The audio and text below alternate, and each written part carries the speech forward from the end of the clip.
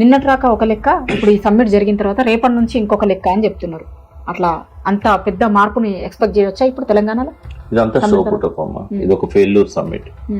ఎందుకు ఫెయిల్యూర్ అంటున్నా అంటే, ఇది షో కోసం చేసిండు కాబట్టి సఫిషియంట్ టైం ఆయన ఇవ్వలే. ఒక 6 నెలల నుంచి 1 year టైం తీసుకుంటారు గ్లోబల్ సమ్మిట్ పెట్టినప్పుడు. 20 రోజులు కూడా తీసుకోలేదు. ఈయన జూబ్లీహిల్స్ ఎన్నికల ఫలితాలు వచ్చిన రోజు మొదలు పెట్టాడు. 3 రోజుల ముందు ప్రైమ్ మినిస్టర్ కి ఇన్విటేషన్ పంపాడు. మినిమం ప్రైమ్ మినిస్టర్ కు 1 నెల రోజుల ముందు ప్రోగ్రామ్ ఫిక్స్ అయింది. ఈవెన్ గవర్నర్ కూడా 15 రోజుల ముందు ఫిక్స్ అవుతాయి.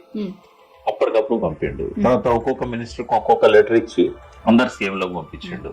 వాళ్ళు ఎప్పుడు వీళ్ళు 72 hours ముందు. పక్కన ఉన్న చంద్రబాబు రాలే, ఏ ముఖ్యమంత్రి రాలే, ప్రధానమంత్రి రాలే, కనీసం కేంద్ర మంత్రులు కూడా బయట నుంచి ఎవరు రాలే.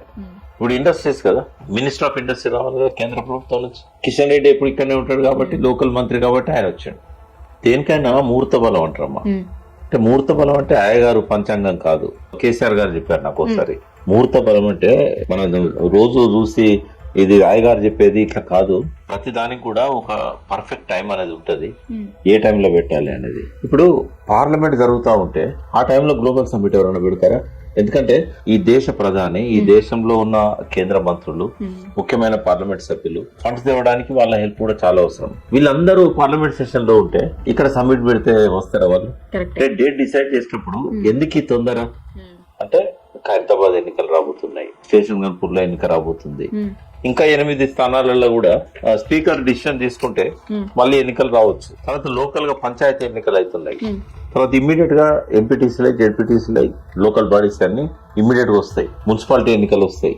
ఈ తొందరతోని షో పుటప్ చేయడానికి పెట్టిండు.